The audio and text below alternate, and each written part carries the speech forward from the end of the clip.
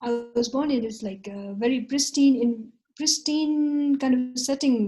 The landscape, if I can remember, it was like there was this mountain range, towards the background. You could see the snow-capped mountain, and then there was a river flowing next to where my father's retreat center was. My father had this small retreat cabin, beautifully painted, wooden cabin, like Bhutanese architecture driven, but in a simplified form, very small cabin. And then there was a big rock, and we had a bigger Bhutanese designed house where my father and my mother, some of the students used to stay. But then around was beautiful deciduous forest covered, everywhere thick jungle, and then a creek flowing by, small bamboo huts everywhere, where all the lay practitioners come and do their, you know, get their teachings and do their practices. There were some retreat people staying in the small bamboo, bamboo woven houses. It's not even a house, it's a hut, beautiful hut, just one story hut raised on some pillars. So it was just like too dreamy, and like plumes of smoke coming up, and then people beating their drill, and you hear that every morning, every evening. Where I grew up in Paro, where my parents stayed, was like on top of a hill with no neighbors, complete green, and then on top of a hill and so much silence. So speaks a lot from where you were born, and then how, where you loved being. I loved being there. So suddenly there was change. Because I was young and growing up, it didn't really matter. But as of now, I feel a lot of impact. That thing, formative stage, it's not prominently being seen, impacting subconsciously. It has a lot of effect on how I operate even now.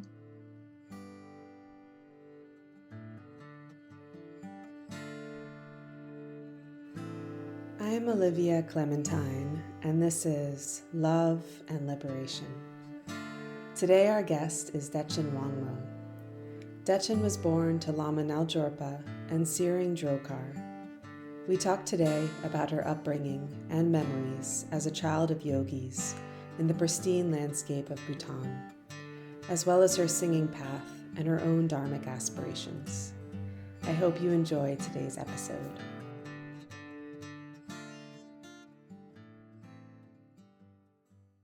Well, Dechen, such a delight to have you here today.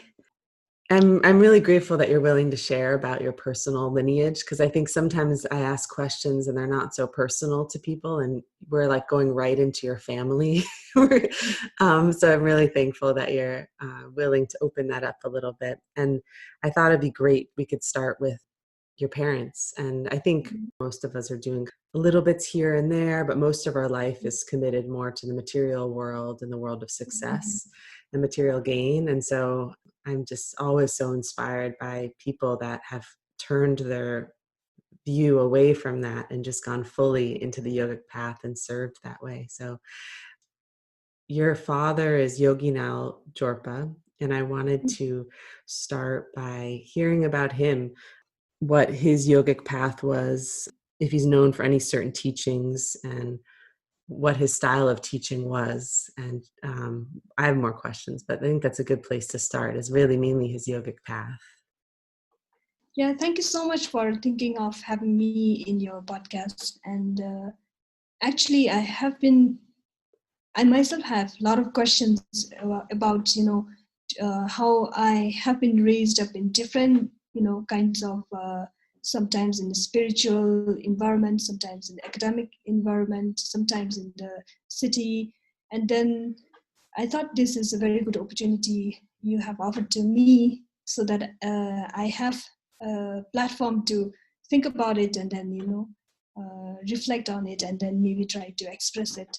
So, for about the yogic path, in the bigger picture, it is Dzogchen and Mahamudra. So combination like Kagyu, Nyingma, and he didn't have specific.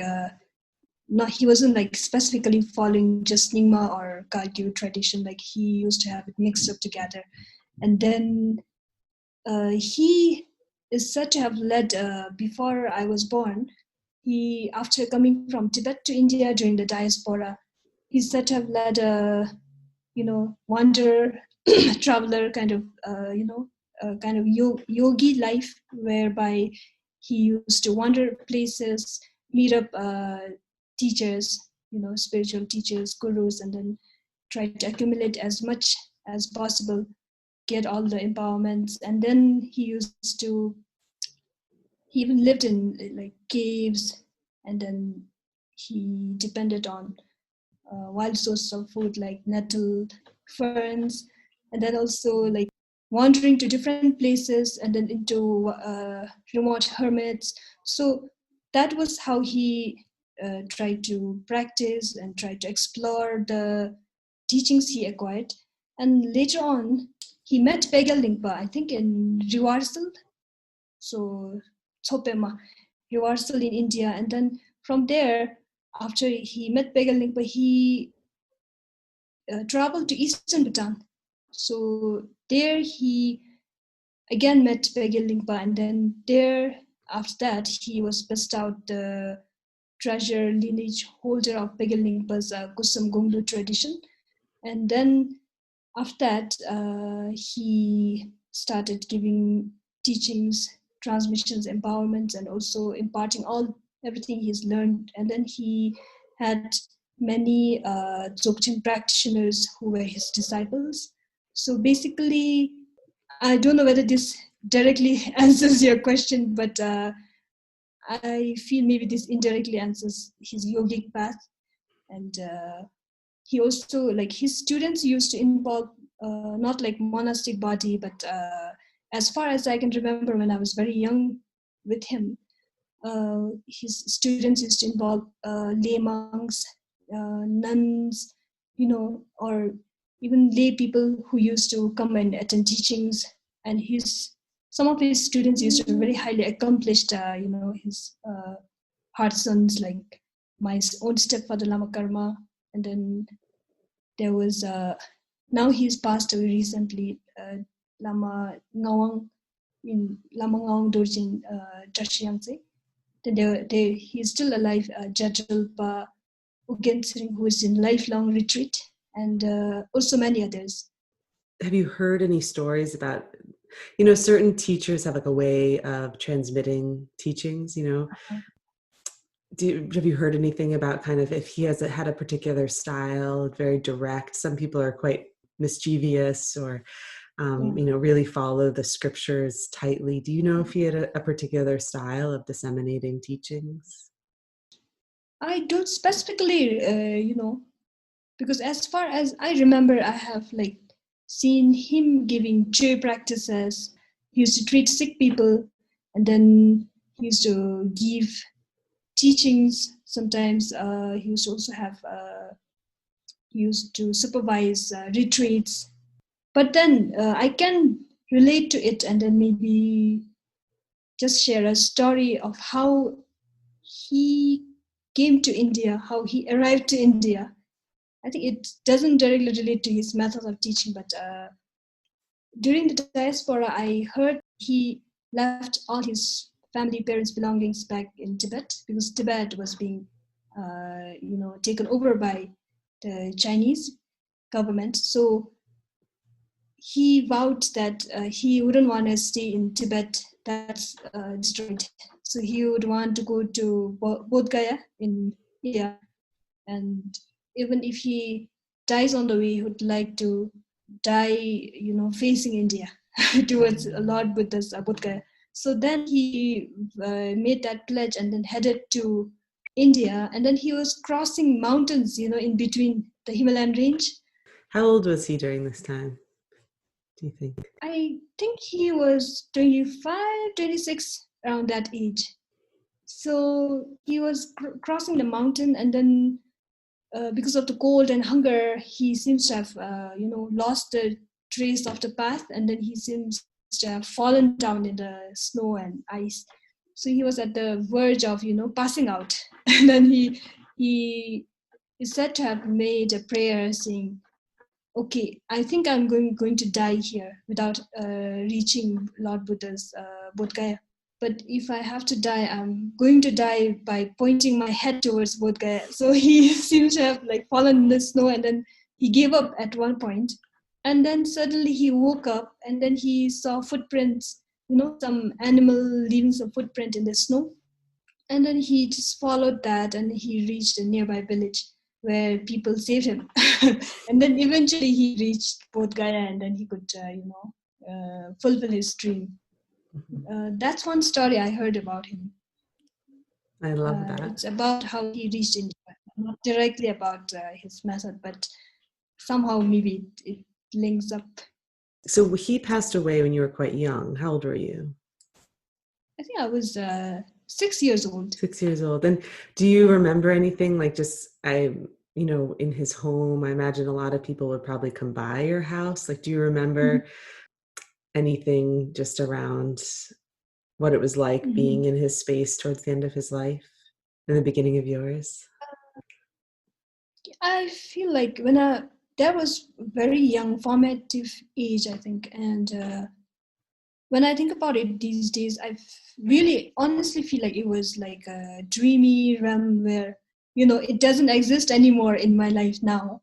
And there was, I was born into this religious, spiritual, atmosphere where people pray, where they practice church, and then, there are people coming, offering him food, bringing offerings, getting teachings, and then everybody sharing, meal in big circle.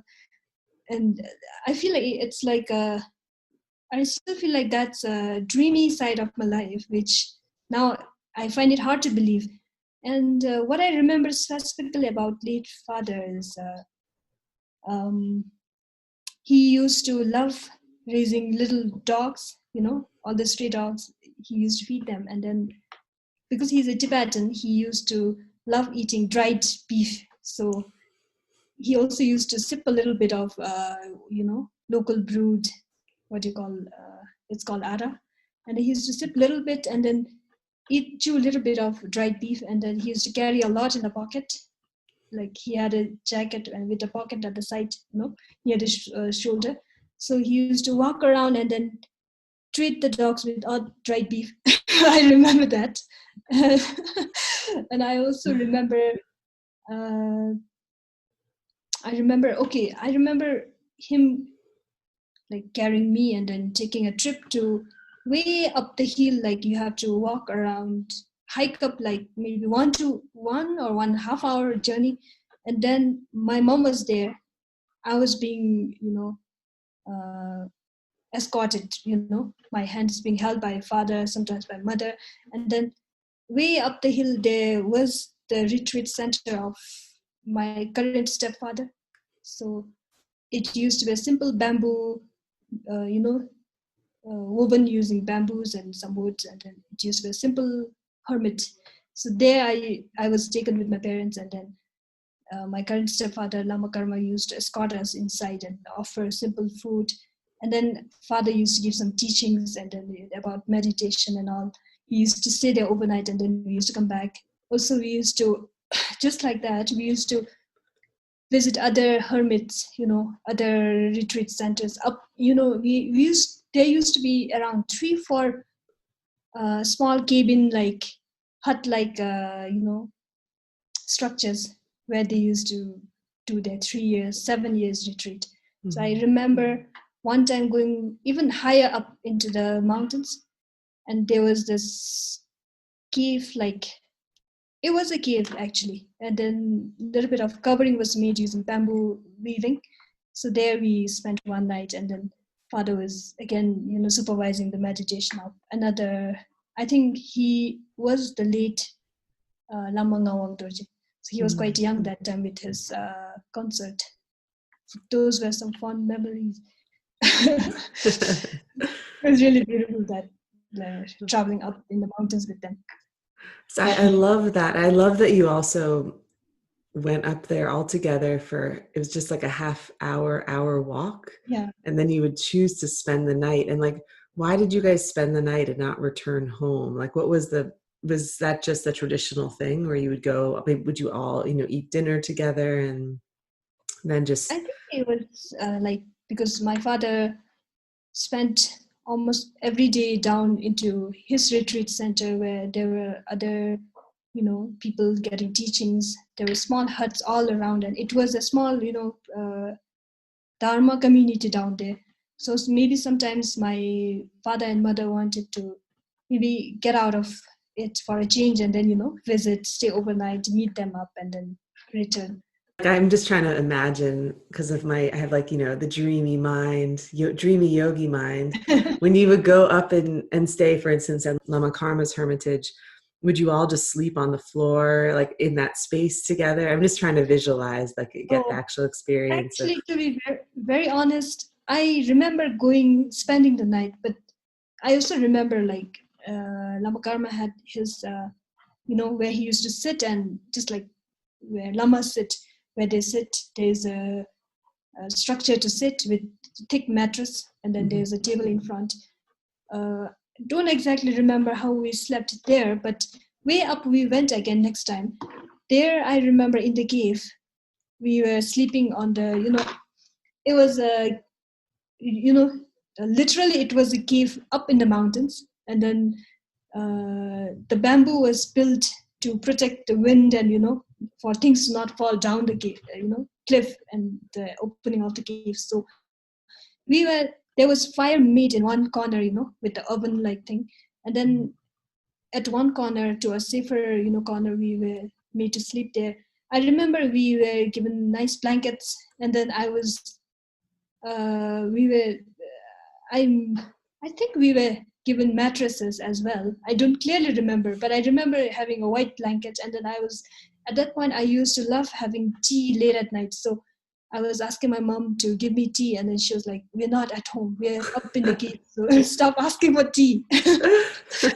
I remember that very vividly. So sweet. Oh my goodness. Thanks for sharing that. And let's talk about your mother as well.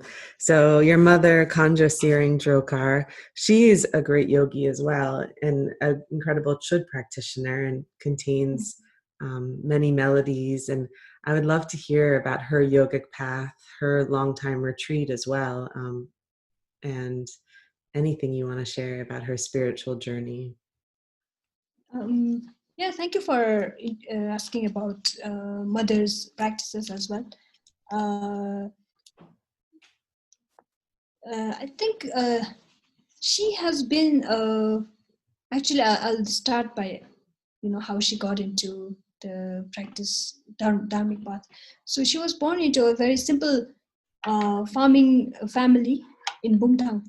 And then until age of 21, I think she has been helping her parents at the farm work, and then not really knowing what to do with life. And then later on, she heard about, she had a chance to travel to Eastern Bhutan for some work with other friends. And there in the extreme east, in Trashiang, high up in the mountains, there was my father and people going up and then getting teachings, So she heard about him and all the people up there.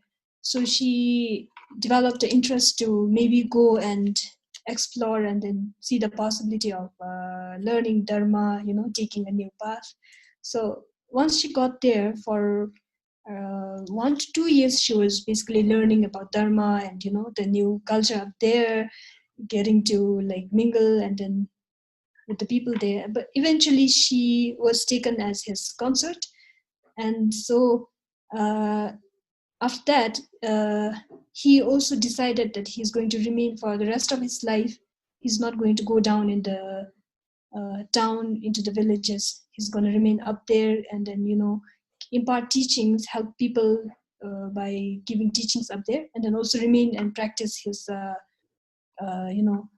do his dharma and do practice. So during that time, initially she learned all the, basics, reading, writing, everything. And then eventually she had this, she said to have a natural inclination towards melody and, singing tunes. So father seems to have been very impressed about that. He eventually, because he himself had been a keen practitioner of and also a lineage holder of Tsokle Rinchen Changwa, so he imparted all the empowerment to my mother, and then she eventually assisted him in, cheer practicing, also teaching cheer drum beats, tunes, and leading the cheer practice during talk and during evening practices. So she was his, I would say, like right hand, like cheer umze, and then he is said to have taken great pride in having his consort being the cheer umze. And so about her retreat and about her practices for many years. So because my father was dedicated to remaining up in the retreat center for remaining of his life, so she was there with him for until he passed away in 1994. So there I was born. My sister was born as well, and then she has been taking care of my father because he was also aging.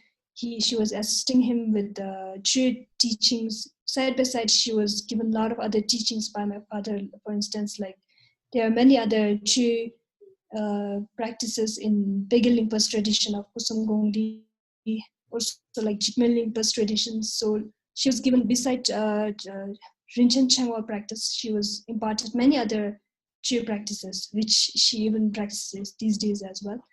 And so likewise, she didn't plan into getting into 11 years of retreat with my father, but eventually it happened when she was with him. And then she never stepped out of the retreat center. So she accompanied him until he passed away in 1994. So that's how like she started and got to be with him and then do the retreats. I think it was a little easier when she was with my father to mainstream practices in her everyday life, because she was married in that dharmic community, and also she was every day accompanying my father and assisting him. So she used to get all the teachings, whatever he taught other people, she used to receive it. Also specifically, he was giving her all the trade teachings and also some other lineages. She was being trained into it. So what I heard was like she used to have her own daily, schedule of practice besides taking care of the children and being with my father and then, serving him. Uh, she she used to lead every cheer practice every night during the entire stay of her life with my father. And but eventually, after he passed away, I think it's been a little bit of struggle because there were two young kids. I was barely 6, 7, and then my sister was just 2 years old, and then me having to be sent off to school. Then she had to move around for some time, not knowing what to do, and then later on, eventually Lama Karma and she, he decided he's going to take care of us, and then also I think they really clicked and then connected well. So later, after uh, she moved to Western Bhutan, Paro, with my stepfather.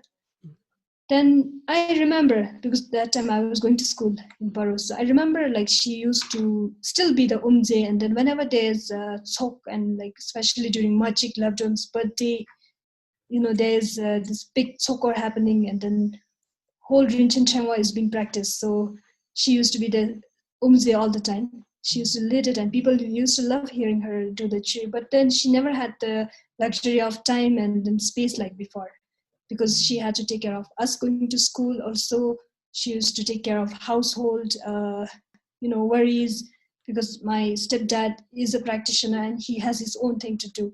And then it's been a little bit of hard for her to keep in touch with the practices later on when we were growing up. Eventually, as we finished our studies and as we grew up, and then she moved to America with stepfather. Now I think she's back to her space of getting a lot of time to practice, and I feel rejoiced for her, like she has the time to do it now. So beautiful. Thank goodness. Thank goodness she has the time to do that now. So can you share about your stepfather, Drubpön Lama Karma, and his yogic path, and what led him to become a Drubpön as a retreat master? So even just the intensive retreats he's done in his yogic path that have qualified him to be that. Actually, he was also born in a farming community, just like my mother. And his father was a layman practitioner, lay monk in the village. And then he was said to have been very good at school, because he studied until fourth grade in school. So he was said to have been very good at maths, with very, very good handwriting in school. So eventually, because of his handwriting, he would later meet Pegel Lingpa.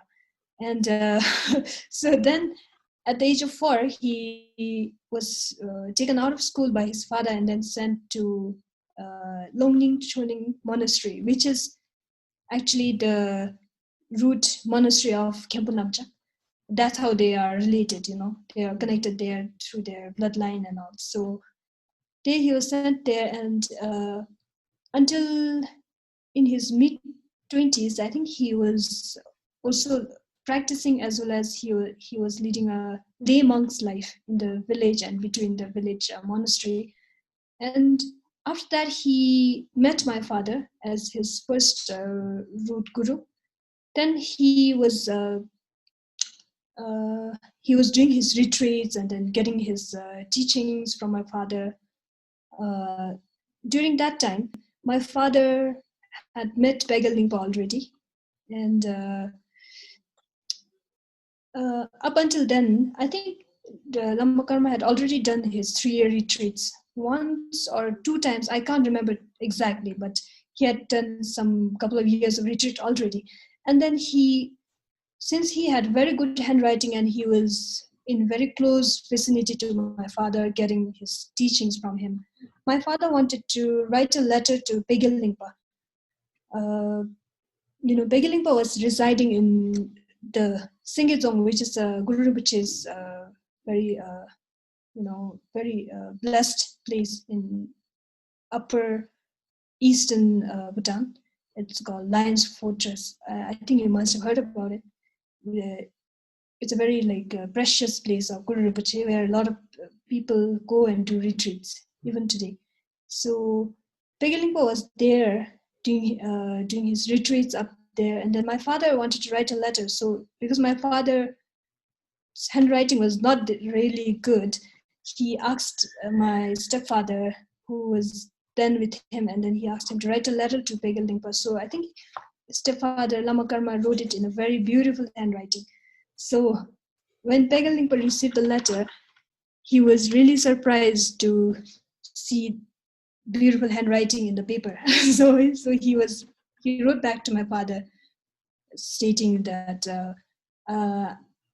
whose handwriting is this? I don't think it's your handwriting. if you have somebody with you with that handwriting, I would really want this person to assist me in decoding my treasure doctrine, Kusum Gongdu. So he had not yet decoded it into text. So he needed somebody to with a very good handwriting.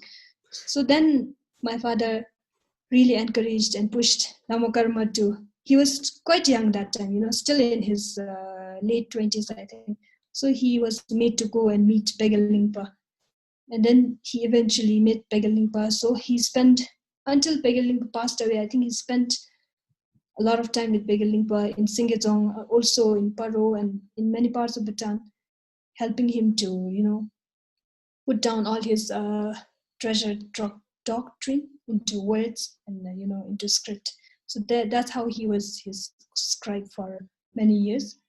And then eventually after Pegel Lingpa passed away, he returned back to my father.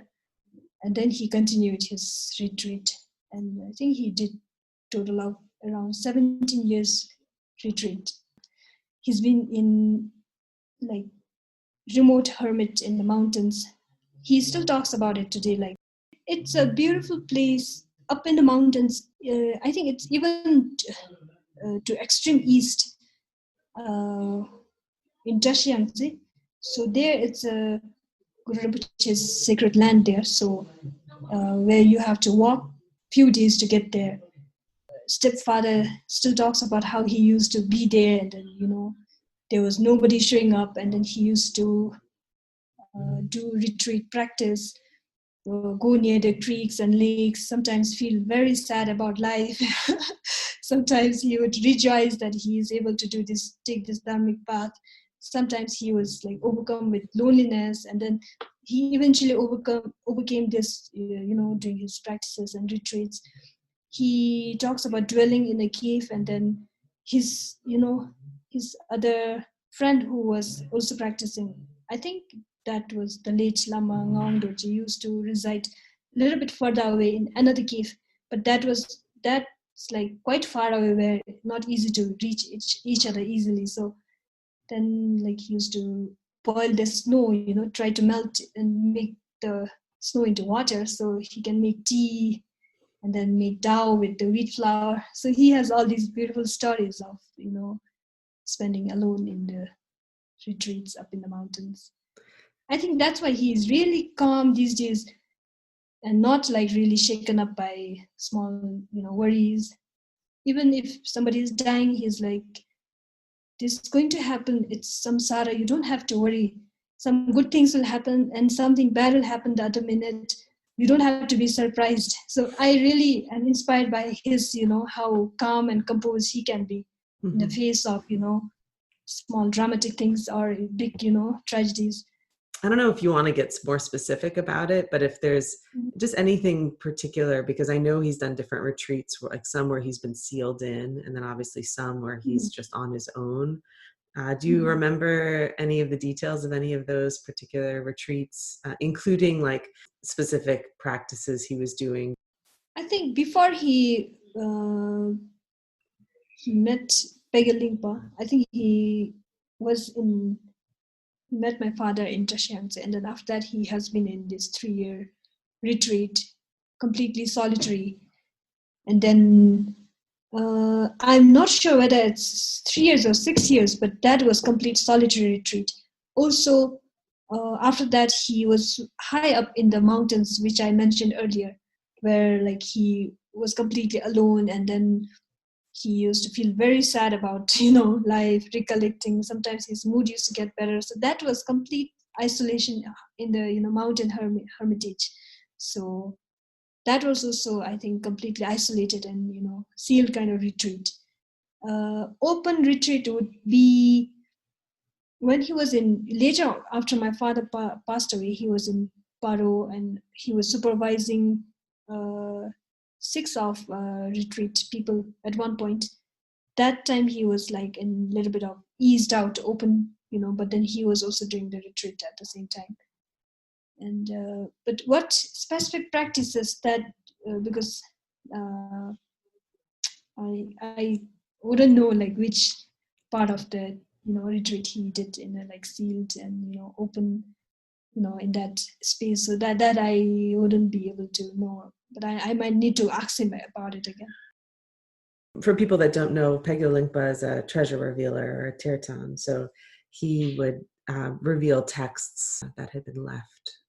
I've heard different stories about him walking on water and all of these really wild things with Pegel Lingpa. And I'm curious if Lama Karma ever shared with you any stories of his time with him, because if he was the one writing down these revealed texts, I wonder if he witnessed anything, any of those kinds of things that seem magical and miraculous. He would, Lama Karma, like, this is honest. It's not like because I've never heard and then I'm just pretending. It's not like that. I'll be very honest. Lama Karma barely shares about, his very secret acquaintance with Pegel Lingpa and how he saw Pegel Lingpa, really rawly be, decoding text and all. He would never share it very straight, in a straight way with, me maybe he said it to my mother, but then I've never heard them say that to me or other people. But there's a he did talk about that's not directly about Pagal Lingpa, and his how he magically extracted the Guru Rinpoche's treasure and all, but it was about how he was indicated in his dream that he would eventually go and help Pagal Lingpa and then be his scribe. So he said like a little bit before he was being summoned, and then before meeting Pagal Lingpa, in his dream he was sitting on top of a mountain, and a very bright light from the sky came down in front of him, and it split into 5 lights. So each light transforming into beautiful, Dakinis, beautiful 5 beautiful girls. So each girl was sitting in front of him, in semicircle, and then they were elbowing each other, one telling the other to you go ahead, you tell him, and then the other one was no, you're better at telling it, so you please tell him, break the news. So the girl at the edge of the last girl to be elbowed suddenly spoke to him and said like, you'll have to go somewhere, and then you have to assist this great being in his in his great pursuit to help the living beings, sentient beings. So that's what he shared, one incident about how he was like indicated that he would go and be with Pagan Limpa. But honestly, he'd never really disclosed about his, how he, closely, how whatever he's seen and all. I'm sure he's seen a lot, but he never says that, talks about it openly to us. Yeah, I respect that a lot about him. Talk about Pagan Limpa until even now, like he's like our late Rinpoche used to do this. Late Rinpoche says that he used to bake the bread in this way. He used to ask me to wear my hair like this. He's all the time, full of stories about his time with Pagal Lingpa. Can you share any of those? He used to observe Pagal Lingpa baking bread. So baking in Bhutan at that time, even now, it's like not very common for Bhutanese, cuisine. For our food culture, we don't bake like in the West. So it's very rare. And then I think he observed Pagal Lingpa trying to bake using, maybe Pagal Lingpa was trying to use flour and whey protein or something, to make the flour, fluffy. So he talks about it like, oh, Rinpoche he used to make a dough, and then he used to bury it in the ash, and then he used to wait like they're so hungry.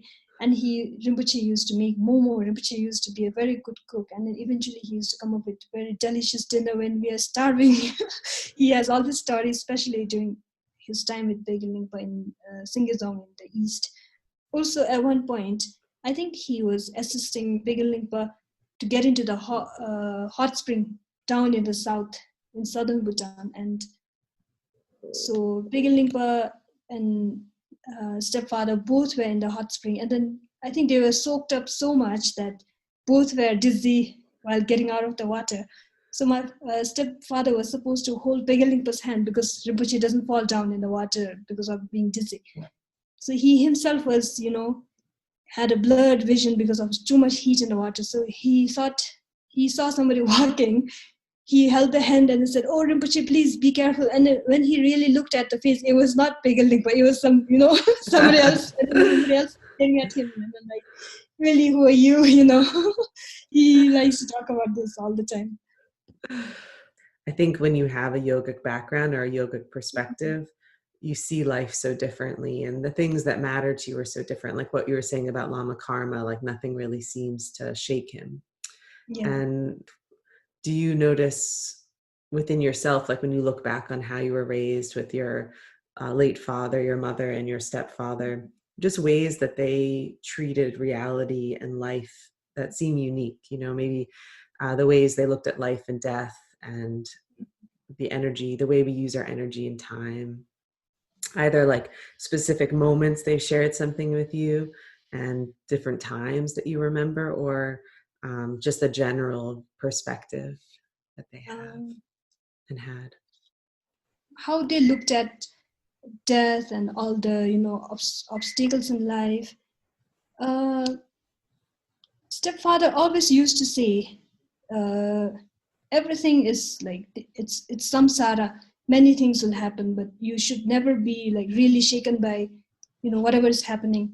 So he also taught me this, that even if you're happy, it's not going to last a long duration. Don't over rejoice and show off to people, and then don't get over, get it in your head. Even if you're sad, don't think like you are the lowest, you're hitting the rock bottom. Don't think like that. You never know, because everything is going to, everything is temporary, and everything's going to show up in a different manner after a few, moments.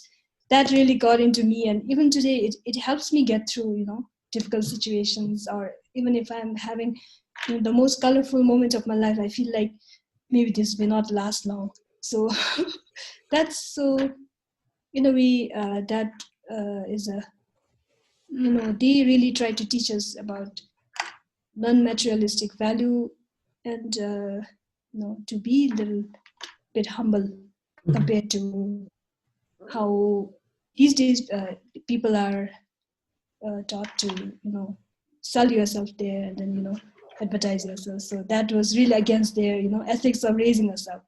Mm-hmm. And Is that was the question? yeah, it's great. It's great. And I like, and also because they're all chud practitioners, oftentimes people will come that are ill or in a difficult place for healing. Right. Is that something, did you experience that growing up? So our stepfather was all the time busy, he would really attend to the need of the his chindaks, and also his all the people in the community. Sometimes he used to be called for teaching, sometimes to conduct rimdo, pujas. For that, every morning, a lot of people used to come, and he would be available all the time.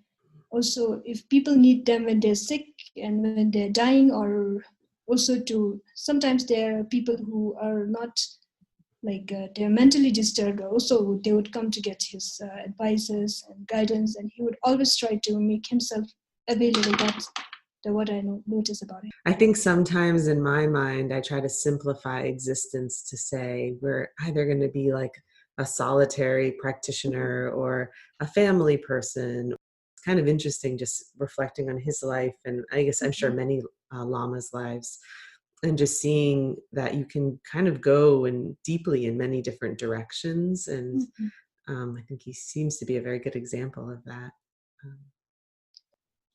I want to talk about you and and your background. You're a singer, and you sing you sing professionally in Bhutan and in other countries as well. And I'd love to hear about the musical tradition and styles of Bhutan, because they're very different, certainly for people here in the West. Maybe that would be a good place to start, just the background of Bhutanese music, and then I want to hear more about your background following that. Yeah, I would love to talk about that, but if I may, because Yeah. I even though I'm in I'm mostly known to people as a singer more than my actual job in the government. Oh yes. Tell us about your actual job in the government. Sorry. That's completely okay, because I think it's because of nature of the publicity you have because of singing, and then one is like table desk job. So I work in HR department, and I've been working in it for 6-7 years, but minus the 2 years in Hawaii, so maybe it's around 5 years. But singing, also I do it in the weekends, and whenever possible I try to do it, and sometimes I take time off from work and then dedicate to singing if I have very good opportunity. And of course it creates a lot of conflict still these days. My boss is after me like, oh, you have to be very careful in making public appearances because you have your own commitment to your own job. And I think you shouldn't mistake about it. So yeah, that's a conflicting nature of wanting to sing, but then you have to work because you have to sustain your life. So I'll get back to your question about it's about genre of Bhutanese music, right? Traditionally, I think Bhutanese had very slow, like melodious songs, which were mostly about dharma, and then praises to nature, praises to great dharmic practitioners. Bhutan had this Shabdrung Ngawang Namgyal, one of the founders of Bhutan back in 16th century. So he was a spiritual leader who came from Tibet, and then songs are about praises to him, praises to landscape, praises to nature, praises to the kings. And also that didn't involve a lot of dancing, fast dancing. It wasn't like frolicking kind of songs. It was more about very soothing and slow, long versed, and the long tuned songs. However, I think after 1907, after the first king came on the throne, and then afterwards, many faster songs called Bidra, which consisted of songs that you can do slight dancing and then also a little bit faster. That also included lyrics about praises. There are sometimes a little bit about love songs, but mostly about praises, about different seasons, relating to nature, about spiritual leaders, about kings and all. But slowly, I think by 1980s, then there has been the revolutionary change, in composing songs about love, very modern, sentimental, like songs, like blues came into existence. I think that went along with Bhutan opening up to socioeconomic development in 1960s, whereby people from Bhutan went outside, listened to Western songs, listened to all these Western genres, and then also our students went outside, studied, exposed to those songs, also listened to Hindi cinema songs. So then they started composing very beautiful love songs, and eventually in the 1990s and after 2000s, Bhutanese film industry came up. Bhutan opened up to TV in 1999 and also to internet in 1999. So a lot of exposure, and then there was a boom in, different genre of song. Sometimes there was a little bit of copy from, Indian music, tunes, lyrics, but then that really became obsolete after some time, especially after 2009, 10. Many different, young talents came up, and then now we have all sorts of genre. Public used to love listening to Hindi songs, and people actually resented listening to Bhutanese songs because they were kind of not very stimulating, now completely there's replacement of of course people listen to Hindi and English songs, also Western songs, and songs from Nepal and Tibet. However, Bhutanese songs have taken up like 70-80% of people's playlists these days. So it's complete like musical independence. Is there a particular genre you like to sing most? Initially, I started to sing in the films, like playback singing, where they make you sing, because my vocal nature is a little bit softer, and then I don't have powerful vocal. It's very soft in nature, so they like me singing slow, sentimental blues, also a little bit lively songs, where if it matches my vocal. But I also have advantage of being able to sing some of the traditional songs due to my exposure during my school and in the college. And but I'm not really good at. I gave a try, but I failed at it. I tried. One of the senior singers wanted me to try a rock, contemporary rock with him, and it was like very, very different from vocal requirement of what I can do and what he required. So I had to decline. I mean, sadly, let it go. so that's pretty much about my genre. But these days, I'm also learning Tibetan songs because of my connection to Tibetan culture a little bit through my late father. Even though I was not born into it, now I can connect a little bit through music, and also now I can speak Tibetan, so it's easy. And I'm learning Tibetan and also Nepali songs as well. So I do sing Hindi songs, but I have not recorded as of now. Would you want to sing anything? Okay, but yesterday you mentioned about Dakini Day, right? Today. Yeah, today is Dakini Day. Maybe I would, because I feel blessed because one day is a Rinpoche based in Nepal, but right now he's in China because of the pandemic. I think he's still up somewhere in Shanghai or Beijing. I'm not sure where, but he's doing a retreat up there. And then it's Dakini Day, so he sent me a beautiful composition of lyric about Guru Rinpoche's concert, Yeshe Tsogyal. So he asked me by any means send me a tune on Dakini Day. So yesterday I had to stay up very late in my friend's studio and then complete it around 3 a.m. and then send a tune. Maybe I'll sing one line from that since it's Dakini Day. Thank you. Let me look up for the lyric. So it's for all the people celebrating Dakini Day and also to you and to all the Dakinis. Happy Dakini Day and this for you all. So it's a praise song about Yeshe Tsogyal. Emaho gelwa kiyu dorje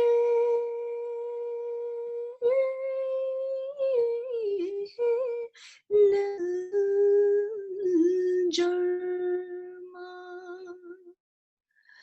daya jam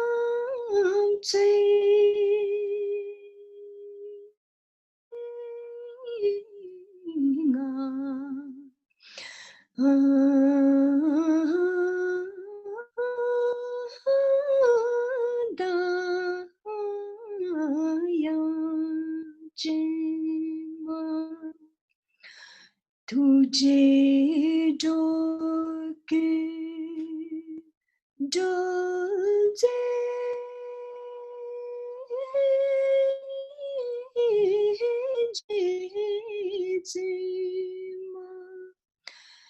बेला काटी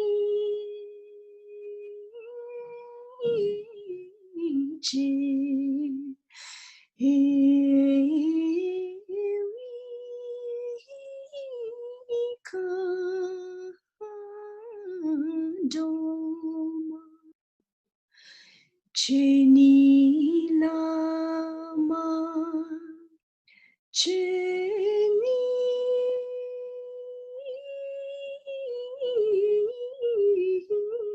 Dam Chini Kando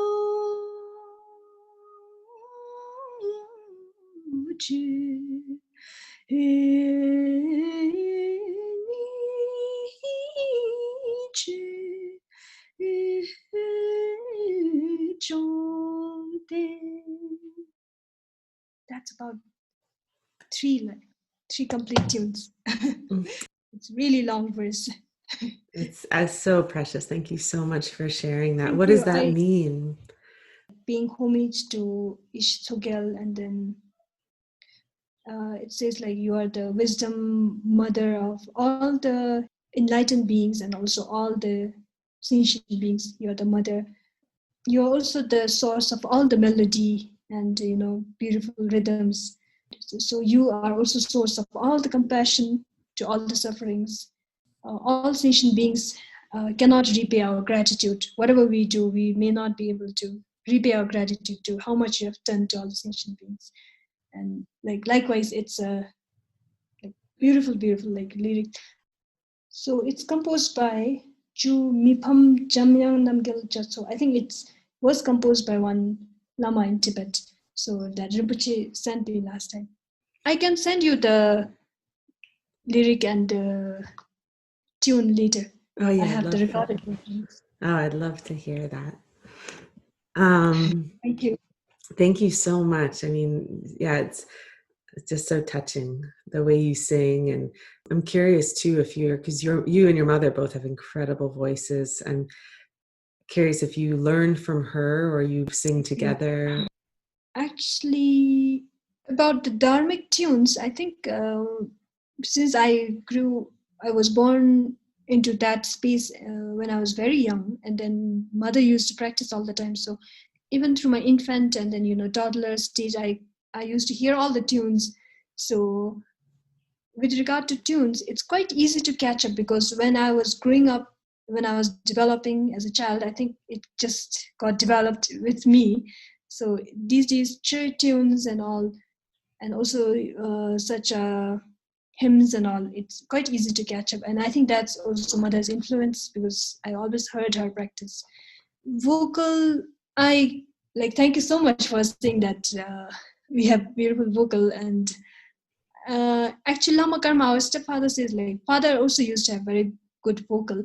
And I think I acquired that style of, nodal expressions, and also breathing, maybe probably from mother. And also style of, especially with this tune also, she sent me like a couple of days ago, because I was really confused of what kind of tune to compose for this. And then I sent her the lyric, the verses, and then she talked to stepfather, and they discussed and sent this tune, because this tune was taught to her by my father, and then to him by one lama back many years ago. One lama from Tibet seems to have taught him. So, but then also, like, it is Bhutanese style of singing, where you have to put a lot of rhythms in the song. So if it's Tibetan, it's like straight, and then really expressive, highly vocal with a lot of punch, and then suddenly you take it at another level with a lot of force in the vocal. But for Bhutanese, it's often like a lot of lot of, I don't know how to say it, but a lot of notes and a lot of rolling your vocals. So it's also a Bhutanese way of singing. Also, like Indian singing also has a lot of nodal requirement in there. So even though Bhutanese may not do as much nodal adjusting of the vocal as much as the Hindi singing. I think Bhutanese also do that a lot, and maybe that also comes due to our cultural way of singing. Of course, all Bhutanese sing in that style, but then also depends on individual vocal, like range of how much you can twist your notes. So I have very short vocal range compared to mother. Like, she can hold it very long. So me, I still need practice. I'm still an amateur, especially when it comes to live singing. Is there anything else you want to share about just like your singing process, or Bhutanese singing, or just anything related to that realm? These days, I am starting to sing more out of the film industry, because in the film industry, it's just entertainment purpose, singing for entertainment, which is also important for you to secure a place as hold a small name as a singer, so that people listen to your songs. Recently, what makes me a little bit happier and satisfied is sing more like dharma songs like this one. Also, I get to choose now that I have a little bit of people like listening to me compared to how I started. I can choose like what I want to sing, and then I want to sing songs that remain in people's mind for a longer time. Also, maybe even in smallest way, people get some message, or maybe they really feel touched by the tune itself.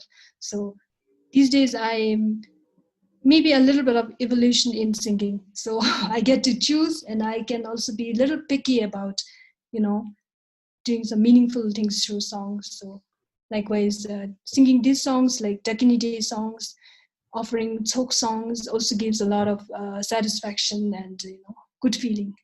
Mm-hmm. So that's a positive side. The way you sing, when I've heard you do a sok song, is kind of like time stops. You're kind of in this place, this space where you just get to receive. I was quite lucky to be exposed to the folk songs early on. So because later on, it's been quite easy to pick it up and then sing it straight away. Otherwise, if I was not exposed to the dharmic community and the family, mom and their, practices, it would have been quite difficult to pick up like folk songs, because they're very like stretchy, and then you have to put a lot of vocal trials in that, singing folk songs as well. So maybe it was a blessing For you, just at this point, how do you view the Dharma in your life, in your daily life? And is practice a big part of your life? How do you engage?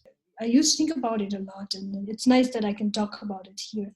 So until I finished my college, my primary focus used to be studies, completing my studies and then getting my papers done.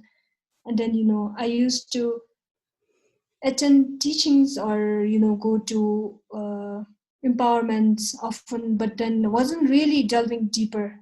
And up until I uh, started working, and then, up until I attended and then started translating in Mandala.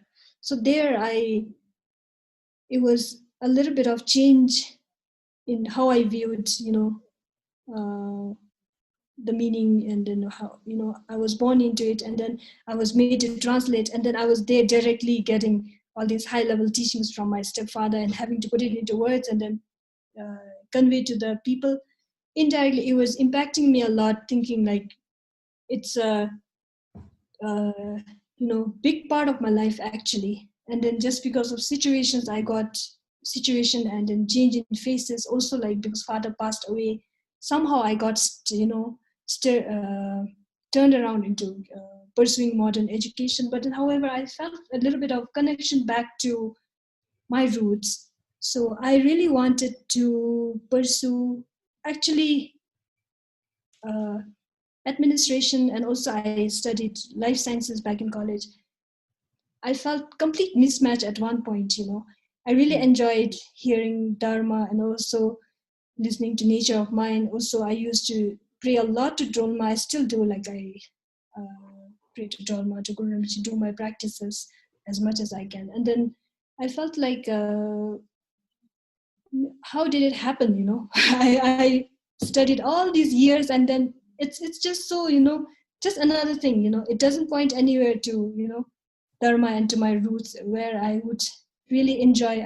I can also like help people, through that I can practice, also help others. In this job, it's stressful studying, and it doesn't lead me anywhere much other than mundane daily, routine and all. So I really thought about going to Rangjung Yeshe and, in Nepal, and also trying to study philosophy, Buddhist philosophy, a little bit of translation. And I was really, really like retro thinking back, And then because if I have to resign immediately, I have to pay back a lot of money to the government, because I went on a scholarship, and also they paid me extra money as pocket money when I was studying in the US. So for that, I thought about it. And then also I thought, okay, for some time I could go back to Bhutan, think about it, and then uh, pursue music as well, and do my daily practices, and try to sit in the job for some time until I finish my financial obligations. So that's why I'm still here. But I will, back in my mind, I don't plan on being forever in the office stable job. So we were talking like way back. I remember telling you the same thing. Like I don't see myself down the line doing the office work and, pursuing the uh, academic field which I did before. So I really have a dream to connect back to Dharma, delve deeper than what I'm doing now. That's really a unspoken dream of me. Like I say this to my parents and to my siblings, friends, but not really to everybody, because they don't understand. They think like, oh, you have a job, you're singing, you're doing well, what else do you want? So they don't really get it. So, but at one point, I'm really going to study philosophy and do that part of my academic dream at some point in my life. That's my aspiration. I hope I can do that. Yeah, well, may that happen for you. I thank you for telling us that. Well, now a lot of people will know. So all of us, you've told many people now that this is your dream. So it's dropping even further into the realm of coming to be, I sense. So then I have something to keep my word for. Yeah, exactly. All of us are watching.